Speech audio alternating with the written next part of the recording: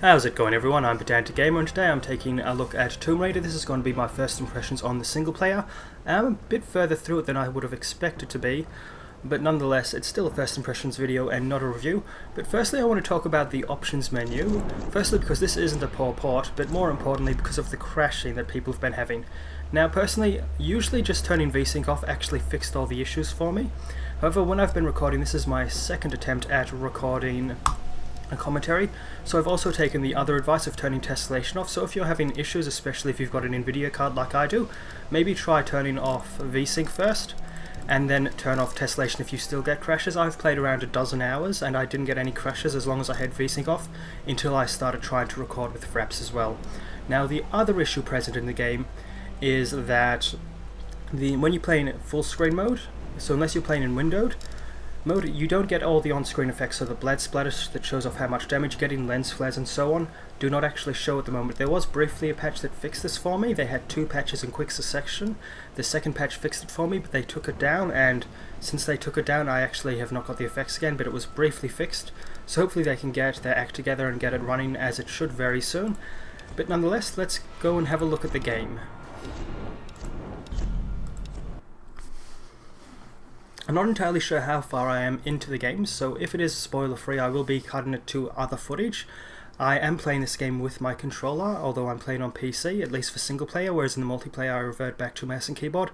The reason why has nothing to do with which one I prefer playing with, it's just that I'm playing this on a large screen at the moment. Which of course, when sitting on a couch, doesn't really bode well to using a mouse and keyboard. And let's get some ammo. Now as you can tell, there's quite a difference. Laura's covered in blood and she's actually just come out of a pool of blood, which is very different in tone to the previous Tomb Raider games from what I can remember at least, and I'm guessing I'm going to have to burn my way out of here. And you can probably tell already that this game takes a few notes from a certain series that originally took notes from that originally borrowed from Tomb Raider. And that would of course be Uncharted. However, it does feel notably different to Tomb Raider. To Uncharted, sorry. Sorry. I'm stumbling all over my words and I apologise. And this will get me to show you what the salvage system is. There's some actual RPG elements, so there's bonfires everywhere around the island that you can actually quick travel to and from different locations. So you can go back to different bonfires that you've been at. Now, or campfires, I guess they would call them. I prefer the word bonfire because it just sounds nicer. And with it you can actually upgrade your equipment, and I don't have any skill points at the moment, but you can actually also get other perks that, you get more ammo when you pick up, or you get more salvage when you break a box, and so on and so forth. Nothing really game changing there. But it does make you constantly a more powerful killer, and it actually makes you feel like the character of Laura is actually becoming the character we know her as. Hopefully they don't take it the whole way and she becomes the kind of character she was in the previous games. I personally feel like I've seen enough of that.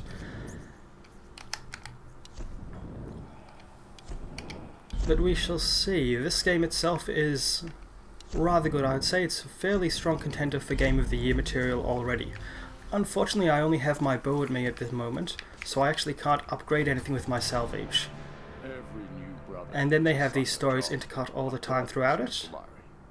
It's just a collectible. There's collectibles everywhere, and that's what the quick travel system is for. It allows you to go back to different areas of the game and actually get the different collectibles that you maybe missed. It doesn't seem to serve any other purpose though, which is disappointing. It really made me feel like at the start of the game that I was going to have to hunt for my own food continuously and constantly be going back in between different campfires, which would have made it extremely different to Uncharted, but as it is, it really does feel like a missed opportunity. It's not necessarily a bad thing, but it is disappointing. I was expecting more. At least once I started playing the game initially, I was just expecting a very linear experience, which is what it mostly is. Some areas are fairly large and open, this is fairly closed, but the action when it does occur is extremely fast and extremely frenetic. They do like making sure that the game is extremely dark. She's been burnt, she's been stabbed, she's been impaled, she's been...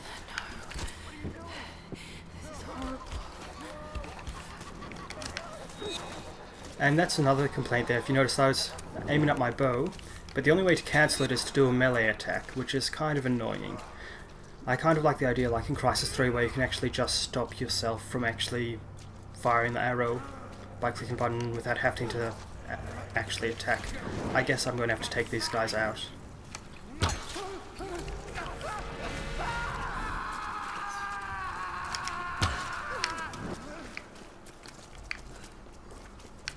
And they've all seemed to have run away. I think I was too late to save him.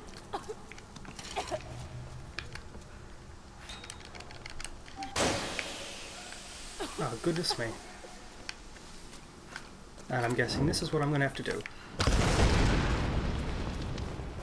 So far the mechanics in many ways are very, very similar to Uncharted, despite the game feeling rather different.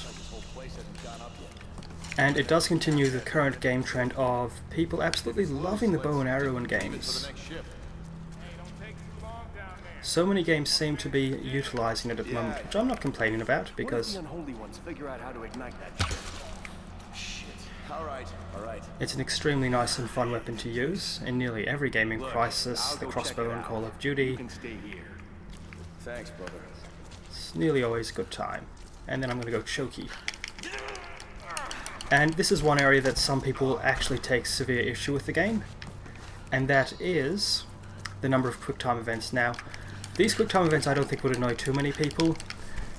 Still a bit annoying that you have to constantly tap X. I don't see why you can't just press X and hold it down, but it's not really an issue to me. And of course you can search the bodies. This is a perk I got early on, which allows you to get more salvage and upgrade your weapons more. Though once again, I only have my bow at the moment. Now graphically, even with all the issues that are present with the game, as in the on-screen effects not being there, as you'll see, I'll never take any visible damage that you can actually tell how much damage I'm taking because there's no blood splatter. It still looks rather nice. The textures are quite high, and this is even with tessellation off, and I should probably talk about her hair. As you see, when she moves around, her hair moves around extremely nicely. It's all very fluid. It's not just... in games up to this point, we've always had this thing where the hair has been basically a solid shape that doesn't really move around. This is the first game that uses Tress effects, which is only used on Lara, unfortunately. And another base camp. And I do have a skill point now, so I'll show that off.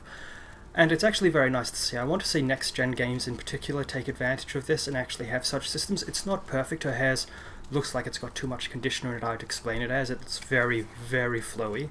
And at times you can tell that the hair is actually not touching her body before it flicks up again. But that's a minor issue, and it's a very nice step in the right direction. Now, I think I'm going to upgrade my melee ability. Yes, use dirt and rocks to blind your enemies. I have no idea how I'm going to do that. Press B to scramble, and then Y to 3. Okay.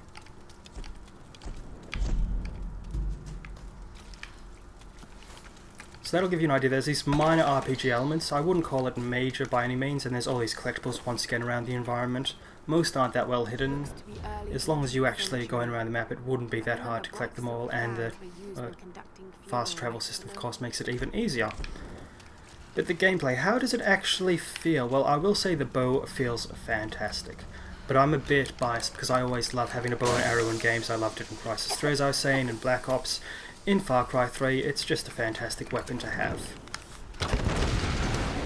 And the one area that does disappoint is not the combat. The combat, when it does happen, which hasn't really happened yet, when you get a large number of enemies all knowing they're attacking you, is extremely fast-paced and it's extremely satisfying. What is disappointing, though, is the puzzles. There's really...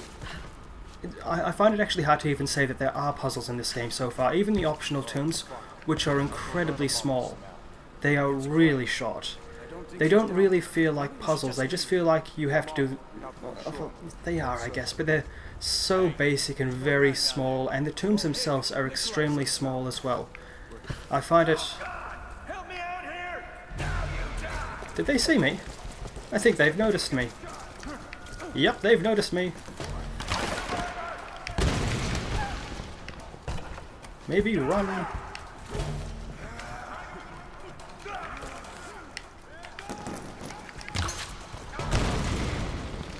Hopefully I don't run out of ammo. And when that little symbol comes up, you can execute them. But that's my biggest complaint at the moment. There's not much tomb raiding in a Tomb Raider game. Which is one of the biggest disappointments. If this game had tombs that were, even if they were optional like they currently are, if they were longer, if you could spend an hour raiding a tomb instead of just 5 minutes, like, they're really short. So by the time you actually get into the tomb, you've basically finished everything else. And the headshots do feel awfully satisfying in this game. And that's one unique element, is in the single player you can scramble like so. Whereas in the multiplayer, that button actually acts as a sprint, and there is no sprint in the single player. So, once again, very similar to Uncharted 3 in that regard.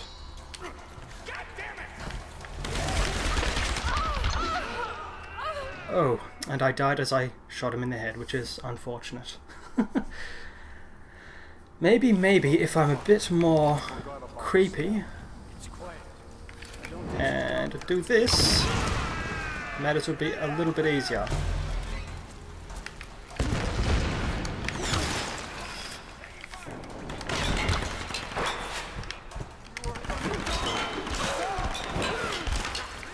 Yes, probably will help if I actually think about what I'm doing. Burning them does seem to be a more effective tool. And this game, well, character-wise, Lara is an extremely good character. However, the other characters are not really there. You occasionally meet up with someone who is on your ship with you, and that's about it. They show up briefly, they might help you out briefly, you might have to save them even. But that's about it. There's very little character. Outside of one, there's an older male character who does seem to actually serve some kind of purpose, but the rest are just... they're just kind of there. Now Lara, once again, is an interesting character in this game, whereas in the previous games she hadn't been for quite a long time. But nonetheless, it would have been nice to see characters that you could actually relate to surrounding Lara to actually make her plight more understandable. I wonder if I can kill the rat or mouse. I'm not sure which one you'd call this. I can! And reclaim my arrow.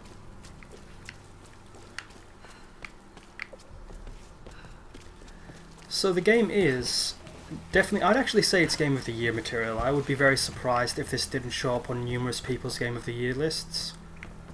And after complaining about puzzles, I think I've somehow gotten stumped. Probably because I'm talking as I play.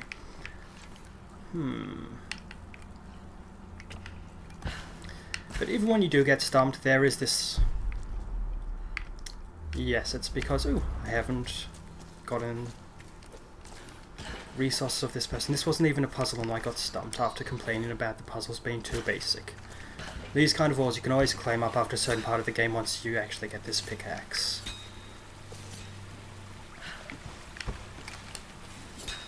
And even without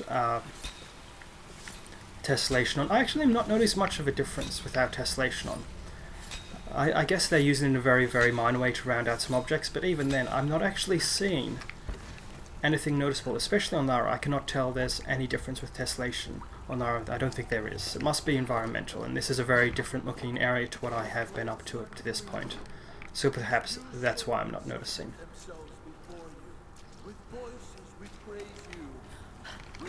And every single time you have to tap the same QuickTime event.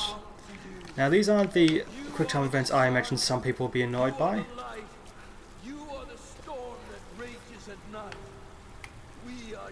Yes. Placed in a very nice location. But it didn't ignite. It did that time.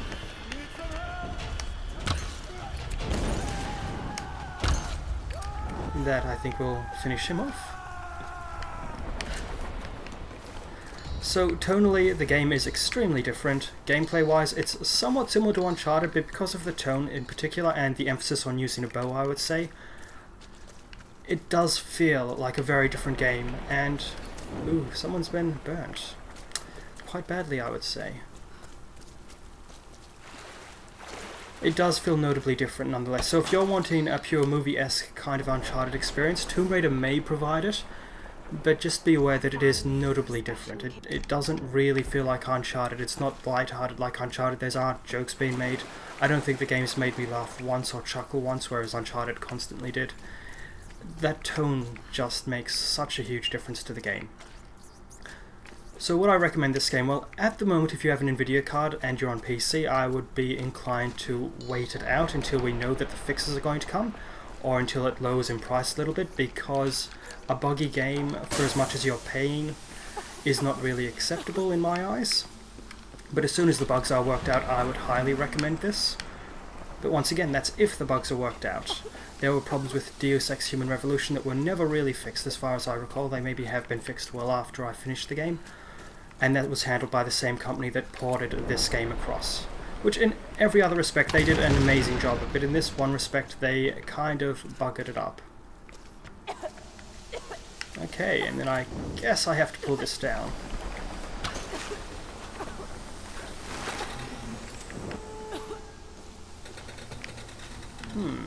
So this is my main complaint. These puzzles, there's only one or two things you can really try at any given time.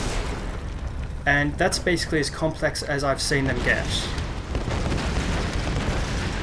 Which is disappointing because they should and could be so much more. And this is a very, very Uncharted-esque kind of moment. All you can really do is run forward.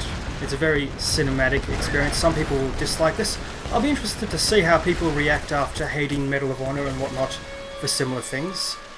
How they're going to react to other games doing it in the future, because a lot of the complaints I felt were leveled against Medal of Honor, which wasn't a perfect game by any means. I felt people had passed it off as being okay in other games like Uncharted for doing the exact same thing. Admittedly, they did it better, but nonetheless, I do feel that it was incorrectly judged in some regards. So if you hate linear games, which this is largely a linear game, it might not be for you. It's not open world, which it first does appear to be. It's exactly as the game was advertised. It's taken a much darker path with Tomb Raider. And that's about it for this video. Would I recommend it? Once again, if you're on PS3 360, where from what I've seen there are no real performance issues, or with AMD cards, no real performance issues, then yes, I would highly recommend this game if you are at all interested in what you have seen. However, if you're on an Nvidia card, this is my biggest problem, I would not. Not yet. Not until we get confirmation that it's actually running as it should. Anyway, that's me done for this video. I'll be back shortly with the multiplayer portion of the first impressions. I do hope you've enjoyed this video, and I do hope to see you next time.